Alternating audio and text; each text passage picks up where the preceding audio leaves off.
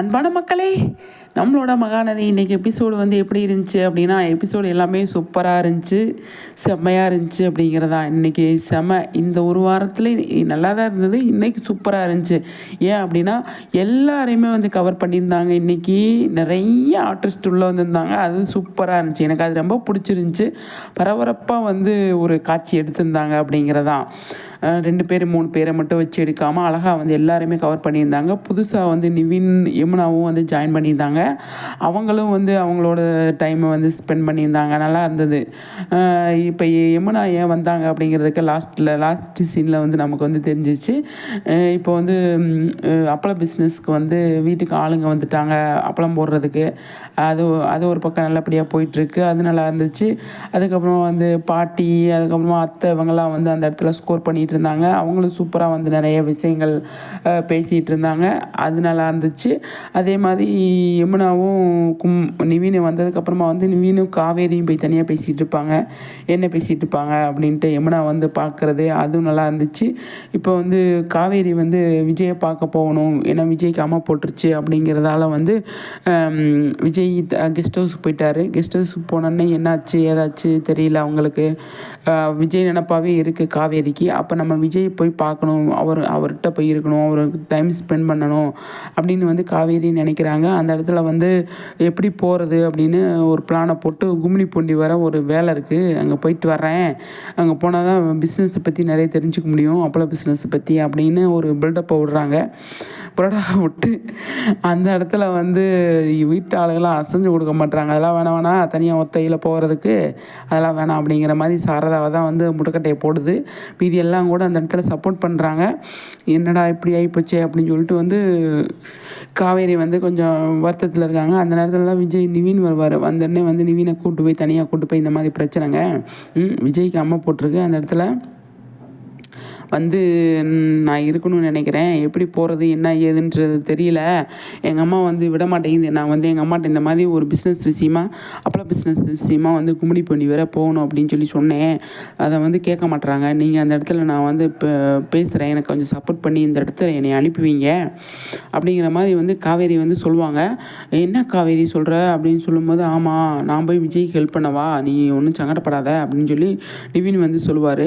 இல்லை நிவின், நீங்கள் போய் சப்போர்ட் பண்ணணும்னு நான் சொல்லலை, நான் தான் போகணுன்னு நினைக்கிறேன், அதுக்கு நீங்கள் எனக்கு ஹெல்ப் பண்ணுங்கள் அப்படின்னு சொல்லி காவேரி வந்து சொல்லமே. அப்படியா சரின்னு சொல்லிட்டு யோசனை பண்ணிக்கிட்டே இருப்பார். அந்த இடத்துல சாரதா வந்தோடனே வந்து பேசவுமே வந்து சாரதா கிட்ட வந்து நிவின் காவேரி எல்லாம் பேசவுமே சரி அப்படிங்கிற மாதிரி வந்து வருவாங்க போல். அதான் காவேரி வந்து விஜய்கிட்ட வந்துடுறாங்க. விஜய் வந்து அவருக்கு அம்மா போட்டிருக்கு, அதை பார்த்துக்கிறாங்க அப்படிங்கிறது ஒன்று. ஆனால் அது அடுத்த வாரம் நல்லாயிருக்கும்னு தோணுதுங்க, சூப்பராக இருக்கும் அப்படின்னு சொல்லி தோணுது. சூப்பராக இருக்கும் அப்படிங்கிறதான். ஏன்னா இந்த மாதிரி இதை நம்ம எதிர்பார்த்தோம் தானே. அன்றைக்கி கெஸ்ட் ஹவுஸில் ஃபஸ்ட்டு நடந்தது செம்மையாக இருந்துச்சுல, அது மாதிரி காவேரி ஃபஸ்ட் டைம் கன்சீவ் ஆனோடனே கெஸ்ட் ஹவுஸ் கூட்டு போயிட்டார் இல்லையா, அந்த இதில் நல்லா இருந்துச்சுல, அது மாதிரி நல்லாயிருக்கும் அப்படின்னு நினைக்கிறேன்.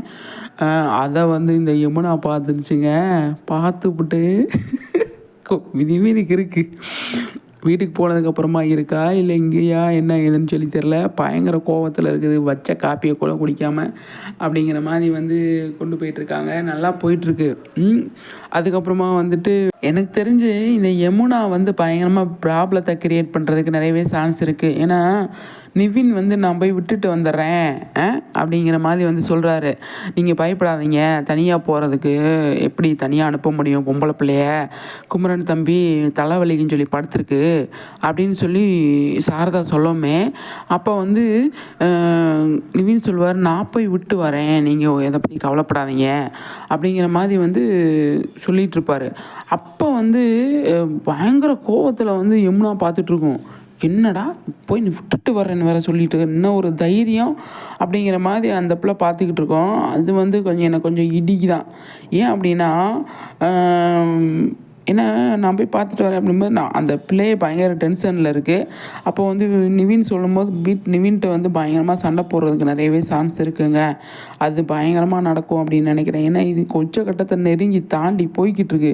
காவேரி கிட்ட என்ன தெரியாமல் பேசுகிறாரு அப்படிங்கிறது வீட்டில் வந்து ஒரு கோவத்தில் பயங்கரமாக உடச்சி பேச தான் போகுது இந்த யமுனா அப்படின்றது தெரிஞ்சு போச்சு. இப்படியே பார்த்துக்கிட்டே இருந்தால் வந்து வேலைக்கு ஆகாது. நம்ம இதுக்கான ஒரு முடிவு நம்ம எடுத்தே ஆகணும் அப்படிங்கிற ஒரு இடத்துக்கு வந்துருச்சு அப்படிங்கிறதான் பார்ப்போம். சரிங்களா? ஆனால் காவேரி வந்து அடுத்த வாரம் வந்து விஜயை பார்க்க போகிறாங்க. அது செம்மையாக இருக்கும் அப்படிங்கிறத நல்லா இருக்கும் பார்க்குறதுக்கு. கொஞ்சோண்டு போட்டாங்க, அதுவே அவ்வளோ அழகாக இருக்குங்க பார்க்குறதுக்கு. என்னத்த சொல்கிறது? இங்கேயே தங்கியிருந்தால் கூட நல்லா இருந்திருக்காது, பயந்துக்கிட்டே இருக்கணும். விஜய் சொன்ன மாதிரி ஓடி ஓடி எனக்கு கதவுக்கு பின்னாடியும் சந்துக்கு பின்னாடியும் பாத்ரூம்லேயும் போய் ஓடி ஓடி ஒளிய முடியாது.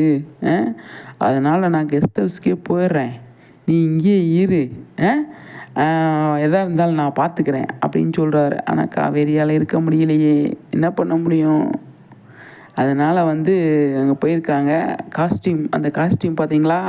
அந்த காஸ்டியூம் நினப்பதா, அந்த காஸ்டியூமில் தான் இருக்காங்க. சூப்பரில் செம்மங்க, அவ்வளோ ஒரு அழகாக இருக்குது பார்க்குறதுக்கு. மகாநதி செம்ம ட்ரீமில் போயிட்டுருக்கு, நல்லாயிருக்கு. பசுபதி அடுத்தடுத்து என்ன பண்ணுறாரு அப்படிங்கிறத அதை அப்புறம் பார்ப்போம்.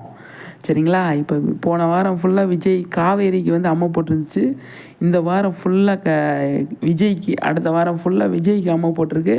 என்ன நடக்குது ஏது நடக்குது அப்படிங்கிறத நம்ம வெயிட் பண்ணி பார்ப்போம். சரிங்களா? பயங்கரமாக போயிட்டுருக்கு அப்படிங்கிறதுல எந்த ஒரு டவுட்டுமே கிடையாது.